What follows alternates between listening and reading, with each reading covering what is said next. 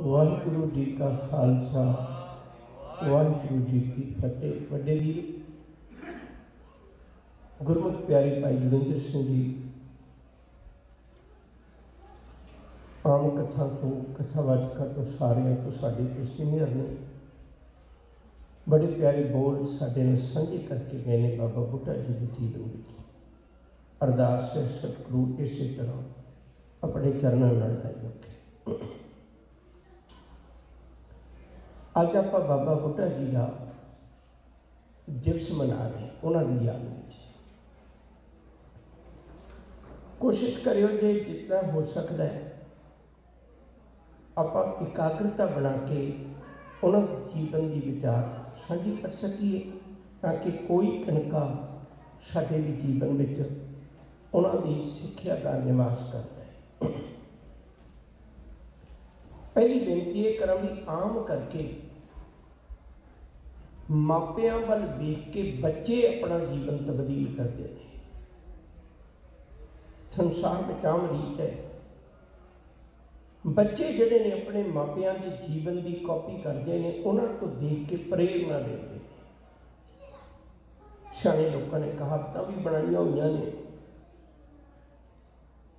पर हैरानी की गल यह है इतिहास में कई पन्ने ऐसे ने जिहड़े संसार दीआं मिथां नूं नकार दिंदे हैं। बाबे बुढ़े के माता पिता सिख नहीं सन, वो गुरु चरणों में नहीं सी आए हैं। बाबा बुढ़ा पहला गुरु चरणों च आ गया। अक्तूबर के महीने 1506 सन दे विच बाबे बुढ़े का जन्म होता है। सुंगा रंधावा इन्हां दे पिता जी का नाम। रंधावा शब्द का अर्थ है ये पिछे ये पिछोकड़ है शब्द का रण धावा। ये बहादुर बहुत सन ये सारे ते भज के जंग के मैदान में जान लगिया सूरबीरता लिए अगे चले जाते सन। रण धावा शब्द का बिगड़े अपना रूप रंधावा है। सूखे रंधावे के घर माता गौरा की कुखों बाबा बुढ़ा जी का जन्म होया। निकड़ी उम्र सी उदों बहुता विद्या का प्रबंध इन्ना नहीं सी जिन्ना अजोके समय है। माता पिता अपनी सहूलत लई क्योंकि उन्होंने समय पशु बहुत रखे होंगे सन तो इन्नियां पट्ठे वढ़ के पाने ये बड़ा औखा होंदा सी। उहदी बजाय कुछ एक हिस्सा रखा होंदा सी जिथे उन्होंने पशुओं को चार लिया जाता सी। ते पशुओं को चारन की ड्यूटी जिहड़ी है वो बाबे बुढ़े की लगी हुई है। मझां ने बकरियां ने इत्यादि उन्होंने अपने जीवन के विचों इस तरह विचरदियां एक बारी अचानक एक घटना घटी। याद रखियो जो बच्चे का हिरदा बड़ा कोमल होता है। नरेंद्र सिंह कपूर का लिखना है भी ਜਿਹੜੀਆਂ गल्लां बंदे की जिंदगी च पहला घटदियां ने वो सब तो बाद विच भुलदियां ने, ਜਿਹੜੀਆਂ सब तो बाद विच घटदियां ने वो सब तो पहला भुलदियां ने। जो बजुर्गी की उम्र विच घटनावां घटदियां ने ये बड़ी जल्दी भुल जांदियां ने, पर बचपन विच बीतियां घटनावां वो जिंदगी च नहीं भुलदियां क्योंकि उदों कोरा कागज होंदा है। बाबे बुढ़े के कोरे जीवन उत्ते एक घटना बड़ी असरदायक अपना असर छड्ड गई। वो घटना सी ये पानी सन डंगरां नूं सामभदे सन पशुओं नूं सामभदे सन। एक दिन अचानक कोई हाकम आया ते हाकम जिहड़े सन घोड़ियां ते सवारियां करदे सन। हाकम नूं लोड़ पई ते उहने किसे भी खेत विचों फसल वढ़ के ते अपने घोड़ियां नूं ते अपने जिहड़े उन्हां दे नाल सन उन्हां नूं पा के अपना कारज कर लिया। वो तो अपने वल्लों फसल वढ़ के किसी किसान की ते अपना मसला हल करके चला गया। हुण बाबा बुढ़ा छोटी उम्र दे ने पुछते ने भी एडे प्यार नाल खेती उन्होंने बीजी वड्डी की संभाली ਤੇ ਅੱਜ ਉਹਦੇ ਬਕਸ ਸੀ 2-4-10 ਦਿਨਾਂ ਤੱਕ ਮਾਲਕ ਨੂੰ ਉਹਨੇ ਫਲ ਦੇਣਾ ਸੀ। ਇਹ ਖੇਤੀ ਕੌਣ ਵੱਢ ਕੇ ਲੈ ਗਿਆ? ਉਹ ਕਿਸਾਨ ਕੁਰਲਾਉਂਦਾ ਰਹਿ ਗਿਆ। ਉਹਨਾਂ ਆਖਿਆ ਵੀ ਹਾਕਮ ਸਨ, ਹਾਕਮ ਕੁਝ ਵੀ ਕਰ ਸਕਦਾ ਹੈ, ਹਾਕਮ ਨੂੰ ਕੌਣ ਰੋਕ ਸਕਦਾ ਹੈ? ਗੁਰਬਾਣੀ ਵਿੱਚ ਵੀ ਇੱਕ ਦ੍ਰਿਸ਼ਟਾਂਤ ਆਇਆ, ਜੈਸੇ ਕਿਰਸਾਨ ਬੋਵੇ ਕਿਰਸਾਨੀ, ਕਾਚੀ ਪਾਕੀ ਬਾੜ ਪ੍ਰਾਣੀ, ਜੋ ਜਨਮੈ ਸੋ ਜਾਨੋ ਮੂਆ, ਗੋਬਿੰਦ ਭਗਤ ਅਸਤਰ ਹੈ ਥੀਆ। ਹਾਕਮ ਨੇ ਖੇਤੀ ਵੱਢ ਲਈ ਤੇ ਕਿਸੇ ਦੀ ਕੋਈ ਜ਼ਰੂਰਤ ਨਹੀਂ ਹੈ ਇਹਦੇ ਅੱਗੇ ਉਜਰਤ ਕਰਨ ਦੀ, ਤੇ ਉਹਨੇ ਆਪਣੇ ਵੱਲੋਂ ਆਪਣੇ ਪਸ਼ੂਆਂ ਨੂੰ ਪਾਲ ਦਿੱਤੀ। ਘਟਨਾ ਤੇ ਆਮ ਜੀ ਸੀ। ਉਹ ਲੋਕ ਤਾਂ ਇਸ ਗੱਲ ਦੇ ਉਹਨਾਂ ਦੀ ਨਿੱਤ ਦੀ ਜ਼ਿੰਦਗੀ 'ਚ ਵਰਤਦੀਆਂ ਘਟਨਾਵਾਂ ਸੀ। ਹਾਕਮ ਦਰਬਾਨੇ ਹੁੰਦੇ ਸਨ। ਗੁਰਬਾਣੀ ਦੇ ਬਚਨ ਮੈਂ ਨਾਲ ਨਾਲ ਲੈ ਕੇ ਚੱਲਦਾ, ਰਾਜੇ ਸ਼ੀ ਮੁਕੱਦਮ ਕੁੱਤੇ ਜਾਏ ਜਗਾਇਨ, ਬੈਠੇ ਸੁੱਤੇ ਚਾਕਰ ਨਹੀਂਦਾ ਪਾਇਨ, ਘਾਓ ਰੱਤ ਪਿੱਟ ਕੁੱਟਿਓ ਚੱਟ ਜਾਓ। ਇਹ ਤੇ ਹਾਲਤ ਸੀ ਉਸ ਵੇਲੇ ਹਾਕਮਾਂ ਦੀ। ਕਿਸੇ ਦੀ ਕੀ ਪਰਵਾਹ ਕਰਨੀ ਸੀ ਉਹਨਾਂ ਨੇ। ਪਰ ਬਾਬੇ ਬੁੱਢੇ ਦੇ ਦਿਲ ਤੇ ਘਟਨਾ ਲਿਖੀ ਗਈ ਕਿ ਹਾਕਮ ਤਾਂ ਕਿਸੇ ਵੇਲੇ ਵੀ ਵੱਢ ਸਕਦਾ। ਉਹ ਨਹੀਂ ਦੇਖਦਾ ਫਸਲ ਕੱਚੀ ਹੈ, ਉਹ ਨਹੀਂ ਦੇਖਦਾ ਫਸਲ ਪੱਕੀ ਹੈ। ਜ਼ਿੰਦਗੀ 'ਚ ਮੌਤ ਵੀ ਇਵੇਂ ਹੈ। ਮੌਤ ਨੇ ਅੱਜ ਤੱਕ ਕਦੇ ਕਿਸੇ ਨੂੰ ਇਸ ਗੱਲੋਂ ਲਿਜਾਣਾ ਨਹੀਂ ਛੱਡਿਆ ਭਈ ਇਹਦੀ ਉਮਰ ਛੋਟੀ ਹੈ, ਇਹ ਘਰ ਪਰਿਵਾਰ ਦਾ ਸਹਾਰਾ ਹੈ। ਮੌਤ ਕਿਸੇ ਦਾ ਵੀ ਬੂਹਾ ਖੜਕਾ ਦੇਵੇ ਤੇ ਉਹ ਮੌਤ ਕੋਲੋਂ ਆਪਣਾ ਆਪ ਬਚਾ ਨਹੀਂ ਸਕਦਾ, ਉਹਦੇ ਜੀਵਨ ਦਾ ਅੰਤ ਹੋ ਜਾਂਦਾ ਹੈ। ਘਟਨਾ ਆਮ ਜੀ ਵਰਤਣ ਵਾਲੀ ਸੀ, ਪਰ ਬਾਬੇ ਬੁੱਢੇ ਦੇ ਦਿਲ 'ਤੇ ਲਿਖੀ ਗਈ। ਜਦੋਂ ਵੀ ਉਹਨਾਂ ਡੰਗਰ ਚਾਰਨੇ, ਜਦੋਂ ਵੀ ਪਸ਼ੂ ਚਾਰਨੇ, ਤੇ ਦਿਮਾਗ ਵਿੱਚ ਇਸ ਗੱਲ ਦਾ ਹਰ ਵਕਤ ਇੱਕ ਤਾਂਘ ਲੱਗੀ ਰਹਿਣੀ ਭਈ ਮੌਤ ਤੇ ਕਿਸੇ ਵੇਲੇ ਵੀ ਆ ਸਕਦੀ ਹੈ। ਇਸ ਗੱਲ ਦਾ ਜਵਾਬ ਨਹੀਂ ਕਿਧਰੇ ਮਿਲ ਰਿਹਾ। ਅਚਾਨਕ ਅੱਜ ਟਿਕੇ ਦੇ ਮਾਹੌਲ ਵਿੱਚੋਂ ਇੱਕ ਕੀਰਤਨ ਦੀ ਧੁਨ ਬਾਬੇ ਬੁੱਢੇ ਦੇ ਕੰਨੀ ਪਈ। ਉਧਰਲੇ ਪਾਸੇ ਨੂੰ ਖਿੱਚੇ ਗਏ। ਪਸ਼ੂਆਂ ਦਾ ਖਿਆਲ ਛੱਡ ਕੇ ਇਕਾਗਰਤਾ ਨਾਲ ਬੈਠ ਕੇ ਆਨੰਦ ਨਾਲ ਕੀਰਤਨ ਸੁਣਿਆ। ਸਿੰਘ ਸਾਹਿਬ ਗਿਆਨੀ ਕਿਰਪਾਲ ਸਿੰਘ ਨੇ ਦਰਬਾਰ ਸਾਹਿਬ ਦੇ ਬਾਰੇ 'ਚ ਇੱਕ ਕਿਤਾਬ ਲਿਖੀ ਹੈ, ਅੰਮ੍ਰਿਤਸਰ ਸਾਹਿਬ ਦੇ ਦਰਸ਼ਨ ਦਿਦਾਰੇ। ਤੇ ਉਹਦੇ ਤੋਂ ਜ਼ਿਕਰ ਕੀਤਾ ਵੀ ਜਿੱਥੇ ਦਰਬਾਰ ਸਾਹਿਬ ਹੈ ਅੱਜ ਕੱਲ੍ਹ, ਇਹਦੇ ਲਾਗੇ ਬੰਨੇ ਉਹਨਾਂ ਦਾ ਮਿਲਾਪ ਹੋਇਆ ਕਿਧਰੇ। ਉਹਨਾਂ ਨੇ ਗੱਲ ਲਿਖੀ, ਬਾਕੀ ਵਿਦਵਾਨਾਂ ਨਹੀਂ ਲਿਖੀ। ਸ਼੍ਰੋਮਣੀ ਕਮੇਟੀ ਦੀ ਛਪੀ ਕਿਤਾਬ ਹੈ ਪ੍ਰਮੁੱਖ ਸ਼ਖਸੀਅਤਾਂ, ਉਹਦੇ 'ਚ ਵੀ ਬਹੁਤ ਵਧੀਆ ਬਾਬਾ ਬੁੱਢਾ ਜੀ ਦਾ ਜੀਵਨ ਦਿੱਤਾ ਹੋਇਆ। ਗੁਰੂ ਨਾਨਕ ਸਾਹਿਬ ਜੀ ਦੇ ਕੋਲੋਂ ਪਾਵਨ ਉਪਦੇਸ਼ ਸੁਣਿਆ, ਕੀਰਤਨ ਸੁਣਿਆ। ਇਕਾਗਰਤਾ ਨਾਲ ਕੀਰਤਨ ਸੁਣਨ ਤੋਂ ਬਾਅਦ ਜਦੋਂ ਸਮਾਪਤੀ ਹੋਈ, ਗੁਰੂ ਨਾਨਕ ਸਾਹਿਬ ਨੇ ਇੱਕ ਬਚਨ ਆਖਿਆ। ਤੁਸੀਂ ਵੀ ਬਹੁਤ ਵਾਰੀ ਸੁਣਦੇ ਹੋ, ਮੈਂ ਵੀ ਸੁਣਦਾ। ਅਕਸਰ ਆਪਾਂ ਦੀਵਾਨਾਂ ਵਿੱਚ ਇਹ ਅਨਾਉਂਸ ਕਰਨੇ ਆ ਵੀ ਆਪਣੇ ਬੱਚਿਆਂ ਨੂੰ ਸੰਭਾਲ ਕੇ ਰੱਖੋ, ਬੱਚੇ ਇਕਾਗਰਤਾ ਬਣਾਓ। ਐਸਾ ਕਦੇ ਨਹੀਂ ਹੁੰਦਾ ਵੀ ਕੋਈ ਬੱਚਾ ਹੀ ਇਹਦੇ ਇਕਾਗਰ ਚਿੱਤ ਹੋ ਕੇ ਬੈਠਾ ਹੋਵੇ। ਗੁਰੂ ਨਾਨਕ ਸਾਹਿਬ ਨੇ ਇੱਕ ਗੱਲ ਪੁੱਛੀ, ਕਹਿਣ ਲੱਗੇ, ਪੁੱਤ ਆਹ ਉਮਰ ਨੱਚਣ ਟੱਪਣ ਵਾਲਿਆਂ ਦੀ ਹੈ, ਇਸ ਉਮਰ ਵਿੱਚ ਟਕਾ ਕੇ ਬਿਠਾਉਣਾ ਬਹੁਤ ਔਖਾ ਹੈ, ਪਰ ਤੂੰ ਇਸ ਉਮਰ 'ਚ ਇੰਨਾ ਟਿਕ ਕੇ ਕੀਰਤਨ ਸੁਣਿਆ, ਤੇਰੀਆਂ ਬੰਦ ਅੱਖਾਂ ਦੱਸਦੀਆਂ ਸੀ ਵੀ ਤੂੰ ਕੇਵਲ ਇਹ ਸ਼ਬਦ ਕੰਨਾਂ ਨਾਲ ਨਹੀਂ ਸੁਣਿਆ, ਤੂੰ ਮਨ ਨਾਲ ਸੁਣਿਆ, ਅੰਦਰੋਂ ਸੁਣਿਆ।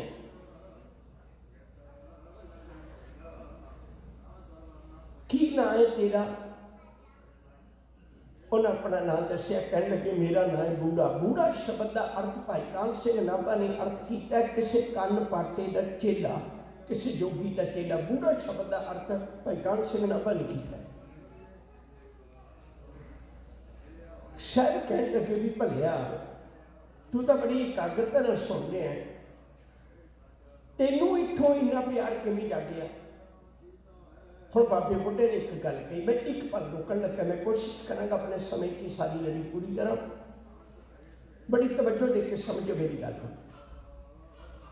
ਤਿੰਨ ਤਰ੍ਹਾਂ ਦਾ ਸਮਾਂ ਹੁੰਦਾ, ਇੱਕ ਬੀਤਿਆ, ਇੱਕ ਆਉਣ ਵਾਲਾ ਤੇ ਇੱਕ ਵਰਤਮਾਨ। ਚੇਤਾ ਰੱਖਿਓ, ਜੇ ਵਰਤਮਾਨ ਦੇ ਵਿੱਚ ਭੱਜਣ ਲਈ ਮਨ ਕੋਲ ਥਾਂ ਨਹੀਂ ਹੁੰਦੀ। ਮਨ ਕਦੇ ਵਰਤਮਾਨ ਵਿੱਚ ਨਹੀਂ ਭੱਜਦਾ। बल्कि सारी दुनिया की एक शिकायत है भी साडा मन वर्तमान में नहीं रहेगा।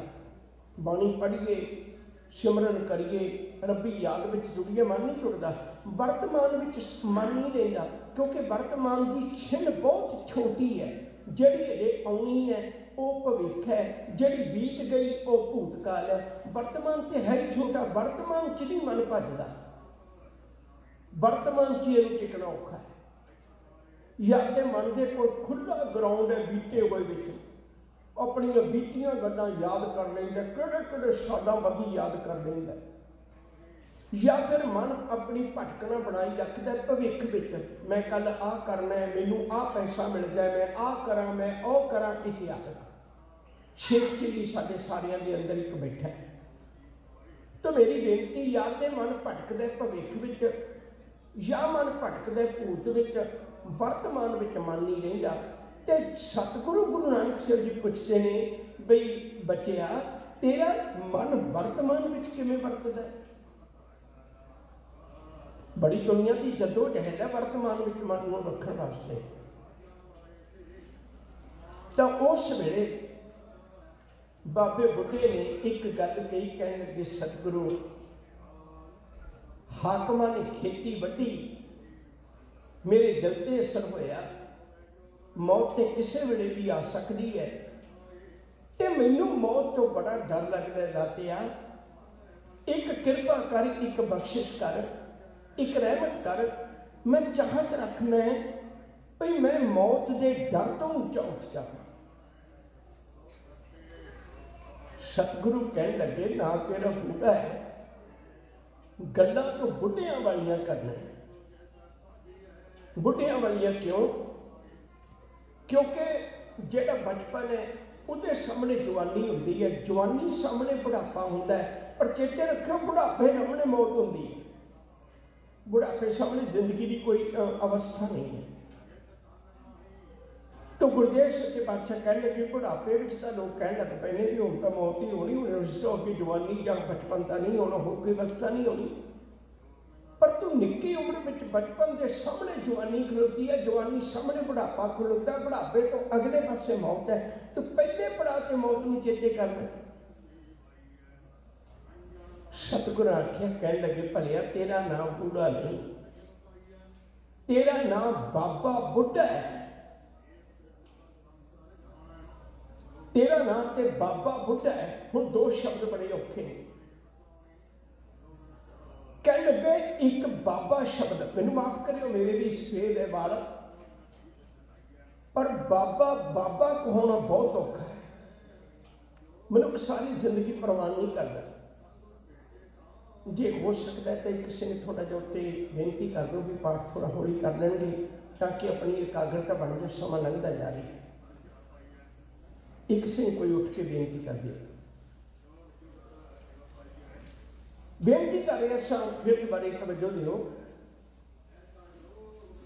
हुण अपने जीवन अंदर कदे झात मार के देखो, दमेरी उम्र में गया पहुंचा बंदा भी बाबा शब्द कहने को तैयार नहीं। मैं कहना बाबे बुढ़े का दिल किड्डा वड्डा होगा। उन्हें 12 साल की उम्र में, 12 साल की उम्र 1506 में जन्म होया, 1518 में मिलाप होंदा है गुरु नाल, ते 12 साल की सिर्फ उम्र है। 12 साल की उम्र च उन्हें बाबा कहना प्रवान कर दिया। कला बाबा ही नहीं, नाल बाबा बुढ़ा, दो शब्द। बुढ़ा शब्द प्रमाण करना बहुत औखा है। चेते रखियो, जे जिहदे मूँह ते दाढ़ी का बाल बिना आया होवे, उन्होंने बाबा ते बुढ़ा शब्द कितने प्यारे लगे। उन्हें मुड़ के किसी ने उसका नाम पूछा, उन्हें कदे बूढ़ा नहीं दसिया। उन्हें गुरु नानक साहब का दिता पिया नाम बाबा बुढ़ा ही दिता है। सतगुरु जी ने कृपा की, वो बाबा बुढ़ा जी उस दिन उन्होंने दुध पिलाया। गुरु नानक साहब सच्चे पातशाह की खुशी प्राप्त की। समा बीतिया। गुरु नानक साहब जी ने पहली उदासी तो बाद आके करतारपुर साहिब बसाया। जब पहली उदासी तो बाद करतारपुर साहिब बसाया कि बाबा बुढ़ा जी हुण बहुता समा करतारपुर साहिब रहिंदे। ਜਿਹੜੀ ਪਹਿਲੀ ਉਦਾਸੀ ਹੈ ਉਹ 1517 ਦੇ ਵਿੱਚ 1515 ਦੇ ਵਿੱਚ ਸਮਾਪਤ ਹੁੰਦੀ ਹੈ। 1507 ਵਿੱਚ ਸ਼ੁਰੂ ਕਰਦੇ ਨੇ ਗੁਰੂ ਨਾਨਕ ਸਾਹਿਬ ਜੀ। ਤੇ ਇੱਥੇ ਬਾਬਾ ਬੁੱਢਾ ਜੀ ਬਹੁਤਾ ਸਮਾਂ ਹੁਣ ਰਹਿੰਦੇ। ਸਮਾਂ ਆਇਆ 1534 ਦੇ ਨੇੜੇ ਬਾਬੇ ਬੁੱਢੇ ਦੀ ਸ਼ਾਦੀ ਹੋਈ ਹੈ ਤੇ ਬਾਬੇ ਉਹਨਾਂ ਦੇ ਘਰਵਾਲੀ ਦਾ ਨਾਮ ਮਿਰੋਆ ਹੈ। ਬਾਬੇ ਬੁੱਢੇ ਦੇ ਘਰ 4 ਪੁੱਤਾਂ ਦਾ ਜਨਮ ਹੋਇਆ।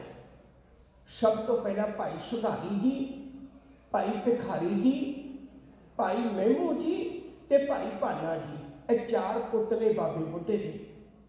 ਬੜੀ ਇਕਾਗਰਤਾ ਨਾਲ ਉਹਨਾਂ ਨੇ ਆਪਣੇ ਜੀਵਨ ਵਿੱਚ ਕਦੇ ਮਨ ਵਿੱਚ ਦੁਬਿਧਾ ਨਹੀਂ ਆਉਣ ਦਿੱਤੀ।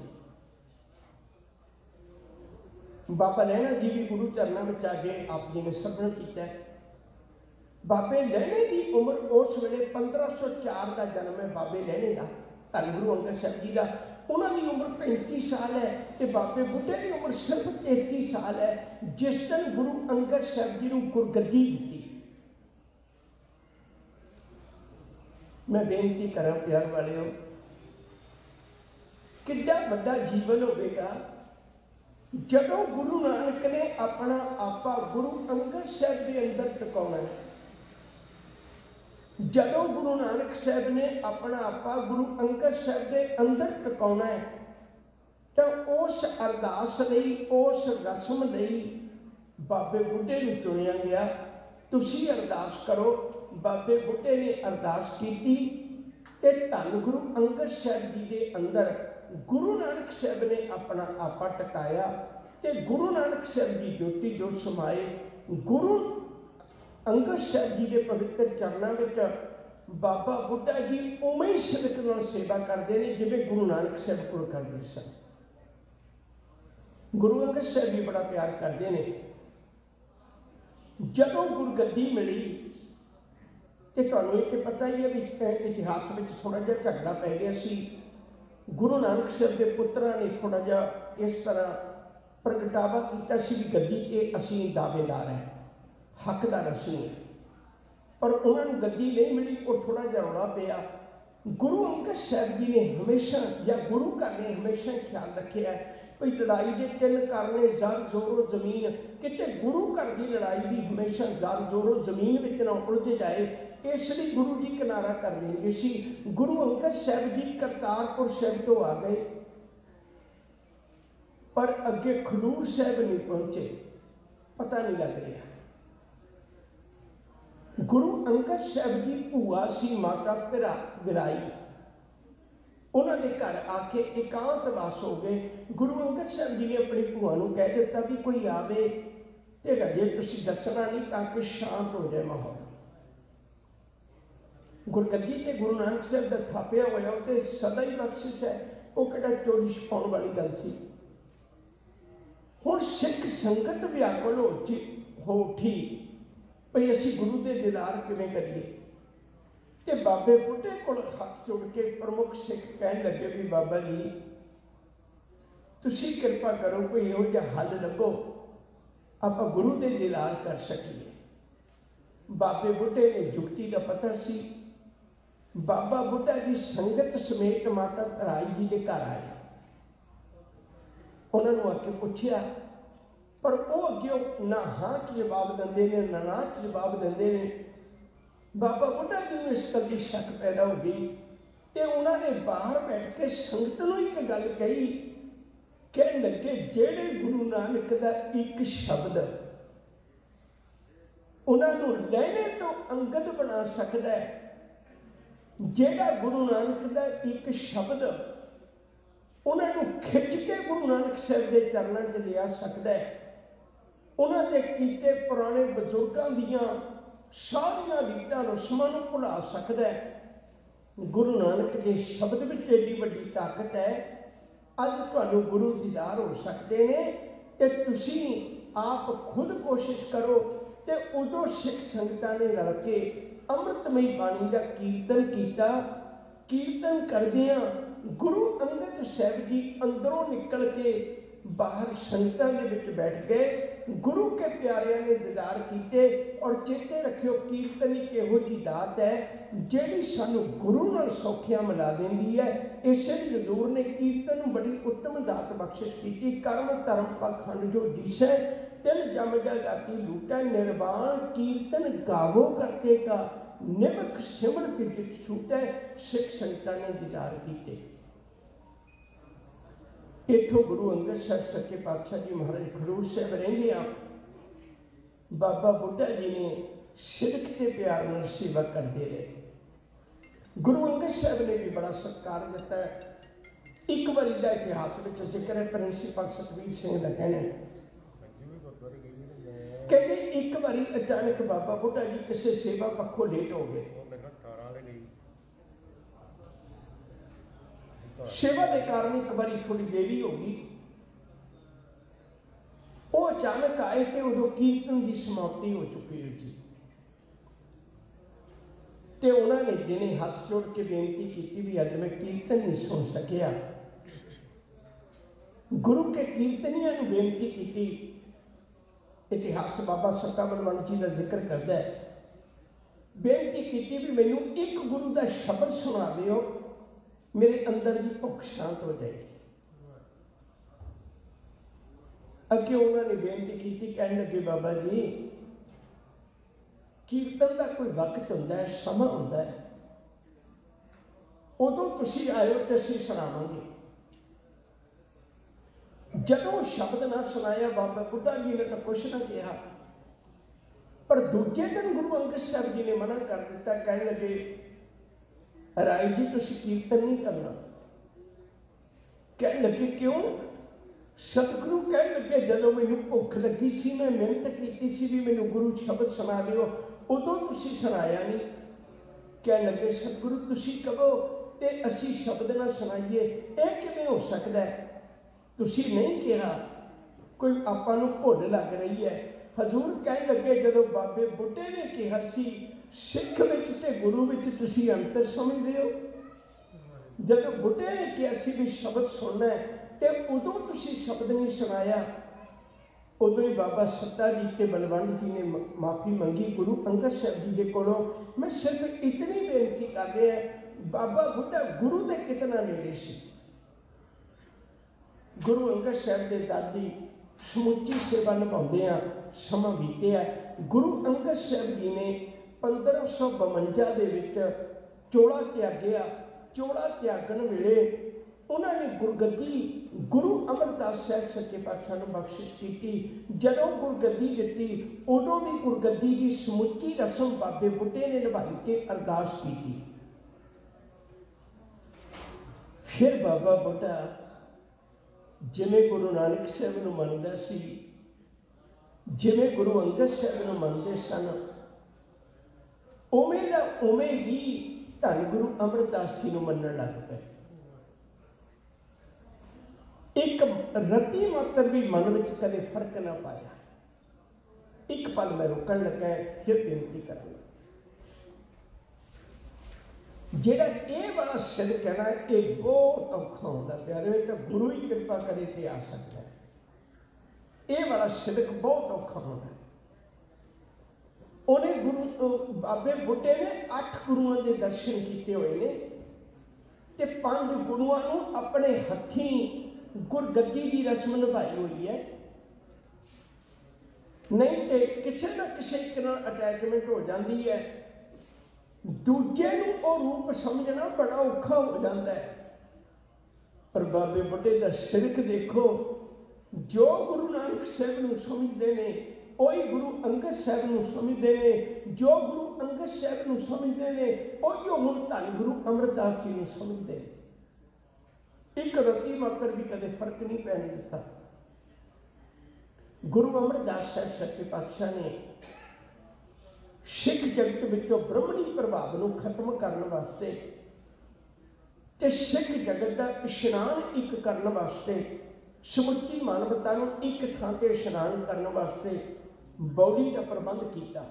गोइंदवाल साहब दे विच बौली बनाई गई ते जिहड़ा बौली का टक लाया जिहड़ा बौली की शुरुआत की 1552 विच गुरु अमरदास जी ने बाबे बुढ़े को बटन आख्या, बाबा जी तुसी कृपा करो बौली का टक ला दो।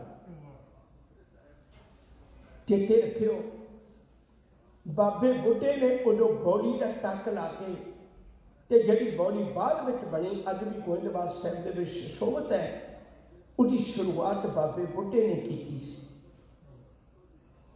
अगली गल, गुरु अमरदास जी के चरणों में सिखां ने बेनती की, पातशाह गुरु नानक साहब ने तो लमेरा सफर किया है। विद्वाना की राय भी कि करीब करीब बहुते पीर पैगंबरां चों सब तो एक नंबर ज़्यादा सफर गुरु नानक साहब का है। ये वक्री गल है, कभी फिर से। दूजी गल, गुरु अंगद साहब ने भी थोड़ा जिहा समा प्रचार किया है। हुण आप ही गुरु सन, आप ही प्रचार करते सन, पर गुरु अमरदास जी के वेले उन्होंने चोला बिरध सी, लवेरी उम्र सी। गुरु अमरदास जी को गुरगद्दी ही जाके 74 साल की उम्र च मिली है। चेते रखियो, 95 साल की उम्र तक उन्होंने टोटली उम्र हटाई है। तो इतनी वडेरी उम्र के विच गुरु अमरदास जी ने दो इकट्ठे काम नहीं किए, भी आप घूम के प्रचार नहीं किया, पर उन्होंने प्रबंध जरूर किया भी गुरु नानक की सिक्खी को बख्शिश का पानी मिलता रहे। उन्होंने 22 मंजियां थापियां। 22 मंजियां के जोड़े प्रचारक सन, 52 पीढ़े थापे। साड़ी बदकिस्मती है, असीं वो इतिहास समझ नहीं सके। तो जोड़े 22 मंजियां थापियां, उन्होंने मंजीदारां ने अपने अपने इलाके में प्रचार करना, उन्होंने ड्यूटियां लाउनियां, उन्होंने माया का जो भी भेटावां गुरु चरणों में वापस आउनियां, सब कुछ का प्रबंध बाबा बुढ़ा करता सी। किसी पक्षों भी जीवन में कभी कोई कमी ना होनी चाहिए। फिर गुरु अमरदास साहब सच्चे पातशाह ने गोइंदवाल साहब के एक सालाना मेला विसाखी से करना शुरू किया। उहदा भी प्रबंधक बाबा बुढ़ा है, बहुत सिदक नाल सेवा करते सन। समा बीतिया, बाबा गुरु अमरदास जी के वक्त फिर दोबारे जदों उन्होंने गुरगद्दी अगे तोड़नी है, उदों फिर धन गुरु रामदास साहब सच्चे पातशाह को तख्त से बिठाया।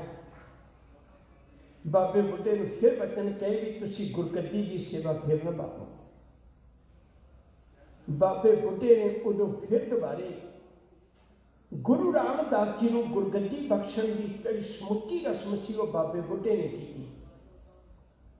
चेते रखियो, उस वेले भी बाबे बुढ़े के मन में एक बारी भी ख्याल नहीं आया, मैनू भी मिलते हैं, तुहानू भी मिलते हैं, इन्होंने मुल्कों जो कोई बंदा आता है आप 4 दिन अपने घर रख लीए, 4 दिन उसकी मदद कर जाइए, फिर बाद में आप गल्लां करने सारी जिंदगी भी इस बंदे के पैर मैं लाए सन।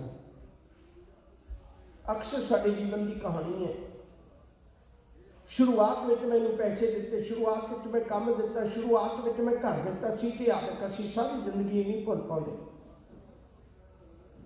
बाबे बुढ़े ने एक बारी बिना आख्या जिन्हों मत्था टेकन कह रहे हो कल घोगड़ियां बेचता सी, एक बारी बिना कहा बाबे बुढ़े ने जिवें वो मत्था गुरु नानक नूं टेकदा सी, जिवें वो मत्था गुरु अंगद साहब नूं टेकदा सी, जिवें वो मत्था गुरु अमरदास जी नूं टेकदा सी, उवें दा ही मत्था ने गुरु रामदास जी नूं टेक दिता। इतना सिदक बाबे दे अंदर।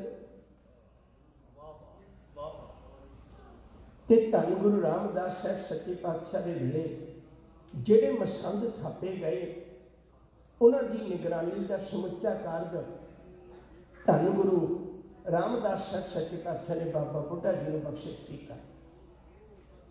और चेता रखियो, गुरु रामदास जी ने जदों अमृतसर साहब की शुरुआत की, ये पहले ना कुछ होर ने, मैं उस पासे नहीं जाना, तो उदों की अरदास भी बाबे बुढ़े ने की। याद रखो जी, अमृतसर सिक्खी का घर जिथे बनया, सेंटर बनया, प्लेस बनी, और थां बनया, एक केंद्र बनया सिक्खी का, तो वह अस्थान की अरदास भी बाबे बुढ़े ने की। गुरु रामदास जी के वेले भी उवें ही सिदक नाल सेवा निभाते रहे। वक्त आया धन गुरु अर्जन पातशाह जी महाराज का, ਜਦੋਂ ਗੁਰੂ ਅਰਜਨ ਪਾਤਸ਼ਾਹ ਜੀ ਮਹਾਰਾਜ ਨੂੰ ਗੁਰਗੱਦੀ ਦੇਣ ਦਾ ਵਕਤ ਆਇਆ, ਉਦੋਂ ਵੀ ਬਾਬੇ ਬੁੱਢੇ ਨੇ ਗੋਇੰਦਵਾਲ ਸਾਹਿਬ ਦੀ ਧਰਤੀ ਉੱਤੇ ਗੁਰੂ ਰਾਮਦਾਸ ਜੀ ਦਾ ਸੰਸਕਾਰ ਕਰਵਾਉਣ ਤੋਂ ਬਾਅਦ ਉਹ ਜਿਹੜੀ ਗੁਰਗੱਦੀ ਦੀ ਪਵਿੱਤਰ ਦਾਤ ਹੈ ਉਹ ਧੰਨ ਗੁਰੂ ਅਰਜਨ ਪਾਤਸ਼ਾਹ ਜੀ ਮਹਾਰਾਜ ਨੂੰ ਬਖਸ਼ਿਸ਼ ਕੀਤੀ। ਤੇ ਚੇਤੇ ਰੱਖਿਓ, ਨਾਲ ਉਹਨਾਂ ਦੇ ਜਿਸ ਦਿਨ ਦਸਤਾਰ ਦੇਣ ਲੱਗੇ, ਦਸਤਾਰ ਦੀ ਰਸਮ ਹੋਣ ਲੱਗੀ ਜਿਸ ਦਿਨ, ਉਸ ਦਿਨ ਇੱਕ ਪਾਸੇ ਬਾਬਾ ਪ੍ਰਿਥੀ ਚੰਦ ਤੇ ਆਪਣੇ ਕੁਝ ਮਸੰਦ ਲੈ ਕੇ ਬੈਠੇ ਨੇ, ਦੂਜੇ ਪਾਸੇ ਗੁਰੂ ਅਰਜਨ ਪਾਤਸ਼ਾਹ ਜੀ ਮਹਾਰਾਜ ਪਰਾਗੇ ਹੋਏ। ਤੇ ਜਦੋਂ ਬਾਬਾ ਬੁੱਢਾ ਜੀ ਥਾਲੀ ਵਿੱਚ ਰੱਖ ਕੇ ਇੱਕ ਦਸਤਾਰ, ਮੈਂ ਇੱਕ ਗੱਲ ਕਹਿ ਕੇ ਅੱਗੇ ਤੁਰ ਜਾਣਾ ਹੈ, ਬਹੁਤ ਤਵੱਜੋ ਦਿਓ ਇਸ ਗੱਲ ਬਾਰੇ, ਕਿਉਂਕਿ ਜਿਹੜੀਆਂ ਅਸਲ ਸਿੱਖੀ ਦੀਆਂ ਰਵਾਇਤਾਂ ਨੇ ਅਸੀਂ ਉਹਨੂੰ ਛੱਡ ਦਿੰਦੇ ਹਾਂ। ਗੁਰੂ ਸਾਹਿਬਾਂ ਦੇ ਵੇਲੇ ਦਸਤਾਰ ਵੀ ਦਿੱਤੀ ਜਾਂਦੀ ਸੀ, ਇਤਿਹਾਸ ਵਿੱਚ ਜ਼ਿਕਰ ਹੈ, ਪਰ ਅਸੀਂ ਪ੍ਰਗਟ ਨਹੀਂ ਕਰ ਪਾਏ ਕਦੇ। ਦੋ ਵਿਚਾਰ ਫਿਰ ਸਹੀ ਅੱਜ ਨਹੀਂ। ਜਦੋਂ ਗੁਰੂ ਅਰਜਨ ਪਾਤਸ਼ਾਹ ਜੀ ਨੂੰ ਦਸਤਾਰ ਭੇਟ ਕਰਨ ਲੱਗੇ ਤਾਂ ਬਾਬਾ ਪ੍ਰਿਥੀ ਚੰਦ ਦੇ ਮਸੰਦਾਂ ਨੇ ਤੇ ਬਾਬੇ ਪ੍ਰਿਥੀ ਚੰਦ ਨੇ ਬਾਬੇ ਬੁੱਢੇ ਕੋਲੋਂ ਦਸਤਾਰ ਲਈ। ਇਹ ਬੜਾ ਭੈੜਾ ਵਚਨ ਬੋਲਿਆ, ਬੜਾ ਕੌੜਾ ਵਚਨ ਬੋਲਿਆ। ਕਹਿਣ ਲੱਗੇ ਸਾਡੇ ਬਾਪੂ ਨੂੰ ਤਾਂ ਪਤਾ ਨਹੀਂ ਲੱਗ ਸਕਿਆ, ਪਰ ਬਾਬਾ ਜੀ ਤੁਸੀਂ ਤਾਂ ਸਮਝਦੇ ਹੋ। ਪ੍ਰਿਥੀ ਚੰਦ ਕਹਿਣ ਲੱਗੇ ਮੈਂ ਕਿੰਨੀ ਸੇਵਾ ਕਰਦਾ ਰਿਹਾ, ਅਰਜਨ ਤੇ ਵਿਆਹਾਂ ਵਿੱਚ ਲਾਹੌਰ ਵਿੱਚ ਜਾਂਦਾ ਰਿਹਾ, ਗੁਰਗੱਦੀ ਦਾ ਹੱਕ ਮੇਰਾ ਬਣਦਾ ਹੈ, ਤੇ ਤੁਸੀਂ ਦਸਤਾਰ ਇਹਨਾਂ ਨੂੰ ਭੇਟ ਕਰਨ ਲੱਗੇ ਹੋ। ਬਾਬਾ ਜੀ ਤੁਹਾਨੂੰ ਤਾਂ ਸਮਝ ਕਰਨੀ ਚਾਹੀਦੀ ਹੈ। ਗੁਰੂ ਅਰਜਨ ਪਾਤਸ਼ਾਹ ਨੇ ਬੜੀ ਠੁੰਮੇ ਨਾਲ ਬਚਨ ਆਖੀ, ਬਾਬਾ ਜੀ ਤੁਸੀਂ ਇਹਨਾਂ ਨੂੰ ਦਸਤਾਰ ਦੇ ਦਿਓ। ਉਹ ਦਸਤਾਰ ਬਾਬਾ ਪ੍ਰਿਥੀ ਚੰਦ ਨੂੰ ਦੇ ਦਿੱਤੀ ਤੇ ਗੁਰੂ ਅਰਜਨ ਪਾਤਸ਼ਾਹ ਦੀ ਦੂਜੀ ਦਸਤਾਰ ਲੈ ਕੇ ਫਿਰ ਬਖਸ਼ਿਸ਼ ਕਰ ਦਿੱਤੀ। ਪਰ ਸਿੱਖ ਸੰਗਤਾਂ ਵਿੱਚ ਸਮਝਣਾ ਔਖਾ ਨਾ ਹੋਇਆ ਭਈ ਜਿਹੜੀ ਬਾਬੇ ਬੁੱਢੇ ਕੋਲ ਦਸਤਾਰ ਹੈ ਉਹ ਹੈ ਜਿਹੜੀ ਪਿਤਾ ਦੇ ਚੜ੍ਹਾਈ ਕਰ ਜਾਣ ਤੋਂ ਬਾਅਦ ਵਿੱਚ ਪੁੱਤਰ ਨੂੰ ਮਿਲਦੀ ਹੈ। ਜਿਹੜੀ ਦਸਤਾਰ ਗੁਰੂ ਅਰਜਨ ਪਾਤਸ਼ਾਹ ਜੀ ਕੋਲ ਉਹ ਹੈ ਜਿਹੜੀ ਗੁਰੂ ਦੇ ਗੁਰਗੱਦੀ ਦੇਣ ਵੇਲੇ ਬਖਸ਼ਿਸ਼ ਕੀਤੀ ਜਾਂਦੀ ਹੈ। ਗੁਰ ਆਈ ਪੱਗ ਅਰਜਨ ਲੱਦੀ, ਮਰਨੇ ਦੀ ਪੱਗ ਪ੍ਰਿਥੀ ਬੱਧੀ। ਬਾਬਾ ਪ੍ਰਿਥੀ ਚੰਦ ਨੇ ਬੜਾ ਰੌਲਾ ਪਾਇਆ, ਇੱਥੋਂ ਤੱਕ ਝਗੜਾ ਖੜਾ ਕੀਤਾ ਭਈ ਗੁਰੂ ਅਰਜਨ ਪਾਤਸ਼ਾਹ ਗੁਰਗੱਦੀ ਲੈ ਗਏ ਤੇ ਮੈਨੂੰ ਕੀ ਮਿਲਿਆ। ਭਾਈ ਗੁਰਦਾਸ ਜੀ ਨੂੰ ਵਿੱਚ ਪਾ ਕੇ, ਉਹ ਭਾਈ ਗੁਰਦਾਸ ਜੀ ਮਾਮਾ ਜੀ ਲੱਗਦੇ ਸੀ, ਫੈਸਲਾ ਹੋ ਗਿਆ ਭਈ ਅੰਮ੍ਰਿਤਸਰ ਸਾਹਿਬ ਦੀ ਸ਼ਹਿਰ ਦੀ ਜਿਹੜੀ ਉਗਰਾਹੀ ਹੈ ਉਹ ਬਾਬੇ ਪ੍ਰਿਥੀ ਚੰਦ ਨੂੰ ਜਾਏਗੀ। ਜਿਹੜੀ ਬਾਹਰੋਂ ਸੰਗਤਾਂ ਦੀ ਸੇਵਾ ਹੁੰਦੀ ਹੈ ਉਹਦੇ ਨਾਲ ਗੁਰੂ ਅਰਜਨ ਪਾਤਸ਼ਾਹ ਜੀ ਗੁਰੂ ਘਰ ਦੇ ਕਾਰਜ ਤੇ ਲੰਗਰ ਪ੍ਰਸ਼ਾਦੇ ਪਾਣੀ ਦਾ ਪ੍ਰਬੰਧ ਕਰਨਗੇ। ਬਾਬੇ ਪ੍ਰਿਥੀ ਚੰਦ ਨੇ ਫਿਰ ਚਲਾਕੀ ਕੀਤੀ, ਉੱਥੋਂ ਦੀ ਮਾਇਆ ਵੀ ਸਾਂਭ ਲਈ ਤੇ ਜਿਹੜੀ ਬਾਹਰੋਂ ਸੰਗਤ ਆਉਂਦੀ ਹੁਣ ਉਹਨੂੰ ਪਤਾ ਨਹੀਂ ਸੀ ਵੀ ਅੰਦਰ ਕੀ ਪ੍ਰਬੰਧ ਹੈ। ਉੱਥੇ ਏਸੀ ਵੀ ਪਹਿਲਾਂ ਵੀ ਬਾਬਾ ਪ੍ਰਿਥੀ ਚੰਦ ਪ੍ਰਬੰਧ ਕਰਦੇ ਨੇ, ਤਾਂ ਉਸ ਵੇਲੇ ਉਹਨਾਂ ਨੇ ਬਾਹਰੋਂ ਮਾਇਆ ਲੈਣੀ ਵੀ ਸ਼ੁਰੂ ਕਰ ਦਿੱਤੀ। ਗੁਰੂ ਅਰਜਨ ਪਾਤਸ਼ਾਹ ਜੀ ਦੇ ਵੇਲੇ ਲੰਗਰ ਮਸਤਾਨੇ ਹੋ ਗਏ। ਜਦੋਂ ਬਾਬਾ ਬੁੱਢਾ ਜੀ ਨੂੰ ਪਤਾ ਲੱਗਿਆ, ਸਾਰੀ ਗੱਲ ਸਾਹਮਣੇ ਆਈ ਵੀ ਬਾਹਰਲੀ ਮਾਇਆ ਅੰਦਰ ਨਹੀਂ ਆਉਂਦੀ, ਬਾਬੇ ਪ੍ਰਿਥੀ ਚੰਦ ਦਾ ਕਾਰਨ ਹੈ, ਤਾਂ ਉਸ ਵੇਲੇ ਚੇਤੇ ਰੱਖਿਓ ਜੇ ਬਾਬਾ ਬੁੱਢਾ ਜੀ ਨੇ ਭਾਈ ਗੁਰਦਾਸ ਜੀ ਨੂੰ ਬਾਹਰ ਲੈ ਕੇ ਸਿੱਖ ਸੰਗਤਾਂ ਨੂੰ ਬੇਨਤੀ ਕੀਤੀ ਭਈ ਇਹ ਸਾਰਾ ਜਿਹੜਾ ਕਰਮ ਹੈ ਇਹ ਬਾਬਾ ਪ੍ਰਿਥੀ ਚੰਦ ਜੀ ਕਮਾ ਰਹੇ ਨੇ, ਇਹ ਯੋਗ ਨਹੀਂ। ਤਾਂ ਚੇਤੇ ਰੱਖਿਓ ਸਿੱਖ ਸੰਗਤ ਦੇ ਦਿਲਾਂ ਵਿੱਚ ਬਾਬੇ ਬੁੱਢੇ ਦਾ ਏਡਾ ਵੱਡਾ ਅਦਬ ਸਤਿਕਾਰ ਸੀ। ਉਹ ਵਾਪਸ ਫਿਰ ਗੁਰੂ ਚਰਨਾਂ ਨਾਲ ਸੰਗਤਾਂ ਜੁੜ ਗਈਆਂ ਤੇ ਬਾਬਾ ਪ੍ਰਿਥੀ ਚੰਦ ਅੰਮ੍ਰਿਤਸਰ ਨੂੰ ਛੱਡ ਕੇ ਆਪ ਖੇਹਰ ਪਿੰਡ ਚਲੇ ਗਏ ਸਨ, ਆਪਣੇ ਸਹੁਰੇ ਪਿੰਡ ਚਲੇ ਗਏ ਸਨ। ਜਿਹੜੀ ਗੱਲ ਮੈਂ ਕਰਨ ਲੱਗਾ ਸਾਂ, ਹੁਣ ਗੁਰੂ ਅਰਜਨ ਪਾਤਸ਼ਾਹ ਜੀ ਦੇ ਵੇਲੇ ਵੀ ਦਰਬਾਰ ਸਾਹਿਬ ਦੀ ਜਿਹੜੀ ਸੇਵਾ ਹੈ ਉਹ 1577 ਵਿੱਚ ਸ਼ੁਰੂ ਹੋਈ ਸੀ। ਦਰਬਾਰ ਸਾਹਿਬ ਦੀ, ਅੰਮ੍ਰਿਤਸਰ ਸਾਹਿਬ ਦੀ ਨਹੀਂ, ਜਿਹੜੀ ਦਰਬਾਰ ਸਾਹਿਬ ਦੀ ਸੇਵਾ ਸ਼ੁਰੂ ਹੋਈ ਸੀ ਤੇ ਉਹਦੀ ਸੇਵਾ ਬਾਬਾ ਬੁੱਢਾ ਇੱਕ ਬੇਰੀ ਥੱਲੇ ਬੈਠ ਕੇ ਕਰਵਾਉਂਦੇ ਨੇ। ਚੇਤੇ ਰੱਖਿਓ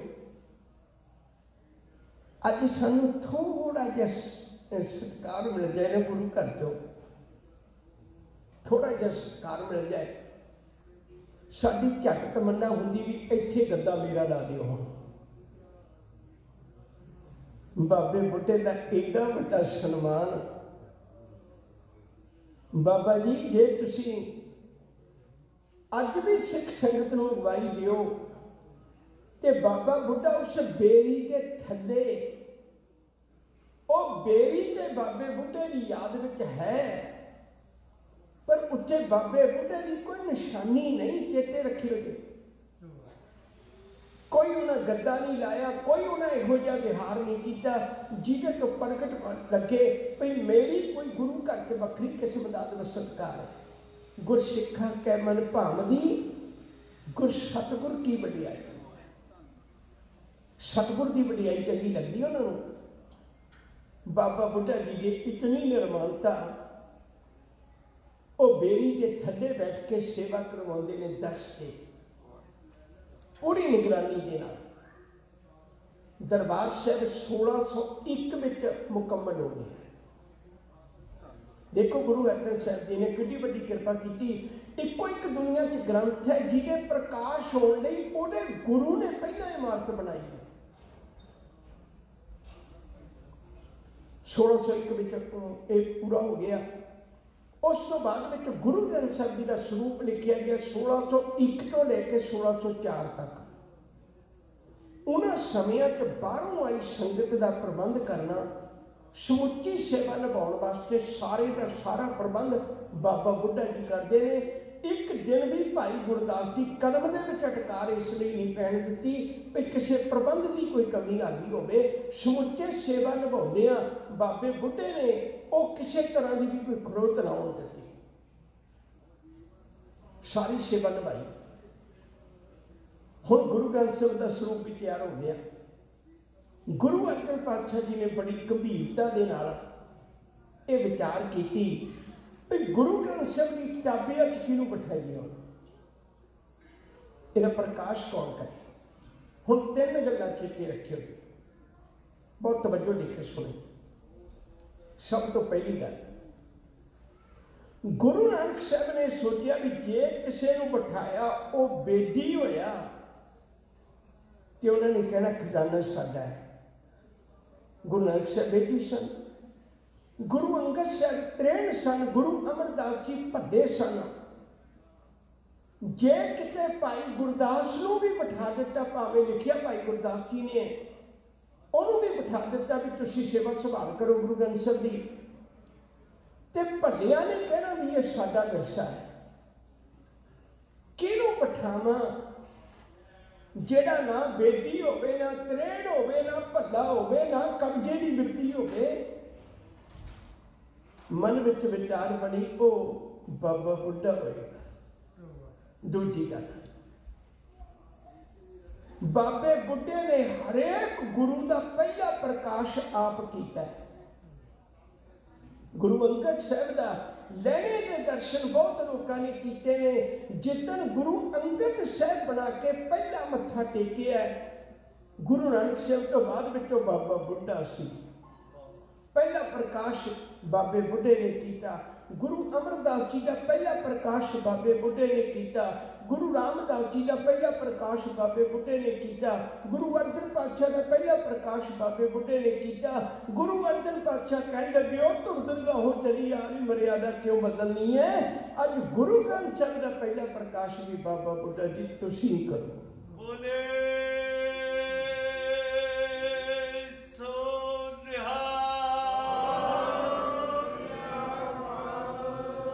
बाबे बुड्ढे को अख है जी सिदक ते प्रेम वाली है। जदों कोई गुरु ग्रंथ साहिब नूं पढ़े तो बाबे बुड्ढे वांगू पढ़े। फिर इसकी गल चेता रखो। जी तीजी गल मैं कह लगा सा, पहली गल वो बेलियां भलियां ते इन्हां विचों नहीं है। दूजी गल पहला प्रकाश वो करते सन। एक तीजी गल ये भी बड़े सिदक की बात है, बाबे बुड्ढे के अंदर इतना भरोसा है गुरु का, इतना विश्वास है गुरु का।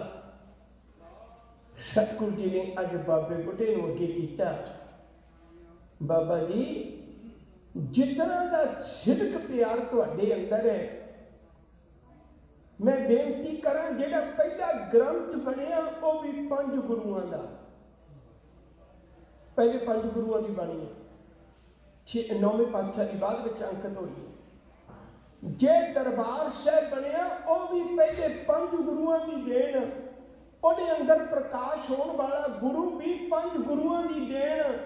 ते कहन लगे जिहड़ा जी टाबिया ते ग्रंथी बैठे वो भी 5 गुरुआं की देन है। बाबा बुढ़ा 5 गुरुआं की देन सी। वो गुरु नानक साहब तो शुरू होया ते गुरु अर्जन पातशाह तक एक पासे ग्रंथ तैयार हो रहे हैं, दूजे पासे ग्रंथी तैयार हो रहे हैं। याद रखियो जे 5 गुरुआं की देन है बाबा बुढ़ा। ते गुरु अर्जन पातशाह जी महाराज ने बाबा बुढ़ा जी को आख्या भी तुसी वो सरकार जो ज्ञानी जोगिंदर सिंह जी होरां को सुनिया, मैं वो नहीं दोहराना चाहता। राम सरदे कंढे तो गुरु ग्रंथ साहिब का स्वरूप शीश से लैके ते बाबा बुढ़ा जी खलो गए। गुरु अर्जन पातशाह जी कह लगे बाबा जी तुरो। बाबा जी कह लगे भी सतगुरु ये अज नवी रीत किवें, गुरु अगे तुरदा है तो मैं तो पिछे तुरदा है। सिख होने के नाते गुरु अगे तुरेगा तो मैं पिछे तुरांगा ना।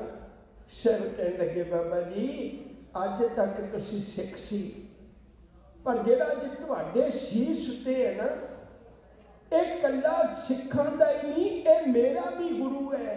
ये तो अगे मैं किवें तुर सकना? तुसीं अगे तुरो, मैं तुहाडे पिछे तुरांगा। यकीन करके जानियो बाबा बुढ़ा जी गुरु ग्रंथ साहिब स्वरूप को अगे लैके तुरे। गुरु अर्जन पातशाह जी चौड़ करदियां दरबार साहिब पहुंचे ते बाबा बुढ़ा जी उस वेले भूम सैन सब तहां बराजे। सारी संगत थले बैठी, ओम सैन सब तहां बराजे, गुरु ग्रंथ मंजी पर साजे। गुरु ग्रंथ साहिब जी का प्रकाश मंजी उत्ते कीता गया ते प्रकाश करके बाबा बुढ़ा जी को ही बचन आके बुढ़ा साहब खोलो ग्रंथ लेहो आवाज सुने सब पंथ अदब संग ग्रंथ सब खोला ले आवाज बुढ़ा मुख बोला।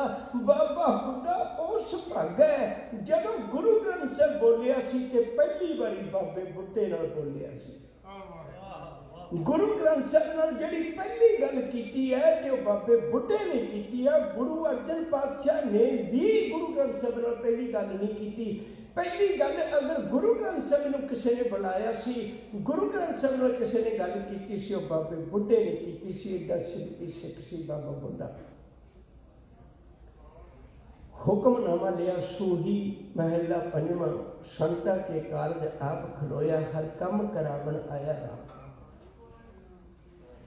बाबा पिछी तंदे कई झंडे पेंदे रहिंदे सन, बाबा बुढ़ा जी निबेड़ते रहिंदे सन। वक्त आया गुरु हरगोबिंद साहिब जी का प्रकाश होया।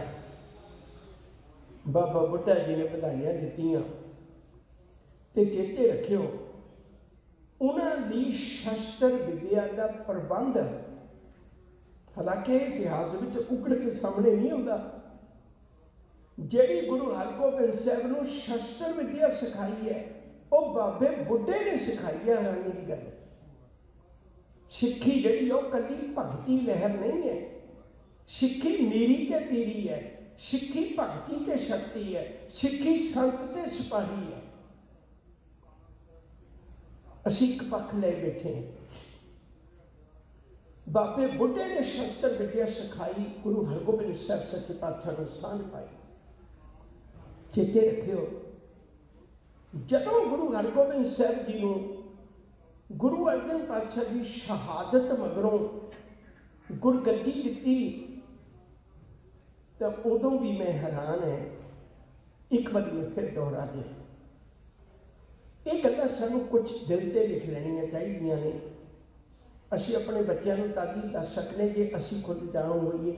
1604 विच गुरु ग्रंथ साहिब का प्रकाश होया, बिल्कुल सौखी जी गल है। 1604 विच गुरु ग्रंथ साहिब का प्रकाश होया। 1506 विच बाबे बुढ़े का जन्म होया। जे 1606 विच प्रकाश होंदा तो पूरा 100 साल हो जाना सी, पर प्रकाश 2 साल पहला हो गया, 1604 में हो गया। ਇਹਦਾ मतलब बाबे बुढ़े की उम्र उदों कितनी सी? 98 साल। 98 साल का बाबा बुढ़ा पहला प्रकाश करता है। सौखी की गल है। हुण अगे चलिए। जदों गुरु हरगोबिंद साहब नूं गुरगद्दी दिती गई उदों सन 1606 है। मई के महीने गुरु अर्जन पातशाह की शहादत होंदी है। 1606 गुरु हरगोबिंद साहब नूं गुरगद्दी दी जाती है। 1606 गुरगद्दी दी गई तो बाबे बुढ़े का जन्म है 1506 का। किन्ने साल उम्र होगी? 100 साल। मैं हैरान है बाबा, कितने तेरे को सिख जगत सिख लवे। वो 11 साल दे गुरु हरगोबिंद साहब की उम्र 11 साल है। 1595 गुरु हरगोबिंद साहब प्रकाश होया। 1606 गुरगद्दी मिल रही है। बाबे गुरु हरगोबिंद साहब की उम्र 11 साल, और मत्था टेकन वाले की उम्र 100 साल। उन्हें एक दिन में ना आखिया, उन्हें एक बारी मैंने आखिया, मैं 100 साल का बुजुर्ग हो 11 साल के किमें मत्था टेकदे हां। पर तू तां मत्था टेकदा है क्योंकि तू उहदे अंदर वसदा गुरु नानक देखदा जिहड़ी साडी अख नहीं देख रही, साडी अख नहीं देख रही। मैं हर बारी बेनती करना, गुरु ग्रंथ साहब नूं मत्था टेकण लग्गिया कदे तो अपने मन नूं पुछ के देखो तू की समझ के मत्था टेकण लग्गिया। जिस दिन तुसीं इहनूं गुरु नानक समझ के मत्था टेक दिता ना, सच करके जाने तुहाडा दिल कदे भी नहीं करेगा मैं धोखा करा। खैर एक वखरा पक्ष है। गुरु हरगोबिंद साहब जी के वेले भी हालात बहुत उतरा चढ़ाव वाले आए, पर बाबा बुढ़ा जी का सिरक भरोसा उन्हें अडोल है। गुरु हरगोबिंद साहब जी ग्वालियर के किले में बंद ने। ये भी मैनू माफ कर दिओ, असी अजे तक यही कही जाने भी शेर डराउंदा सी जहांगीर नूं भी तां करके उन्होंने कहा भी गुरु हरगोबिंद साहब की रिहाई करो, माफ करना नहीं। शेर के डराए नहीं करना उन्होंने। असल कारण ये सी, असल कारण ये सी बाबा बुढ़ा जी 1609 सन की गल है। हुण उन्होंने उम्र इस वेले 103 साल है। गुरमुख बुढ़े कदे नहीं जिन्हें अंतर सुलट ज्ञान। बाबा बुढ़ा दरबार साहब अमृतसर साहब तो चलता है ग्वालियर के किले तक, दिल्ली तो अगे है ग्वालियर, आलमोस्ट दिल्ली तक अद्धा जाता है, और इन्ना अगे है। इत्थे तक बाबा बुढ़ा पिंडां विच लोकां नूं मसाला दे दे के सिख संगत नूं दस रहा है कि की अनर्थ हो रहा है साडे।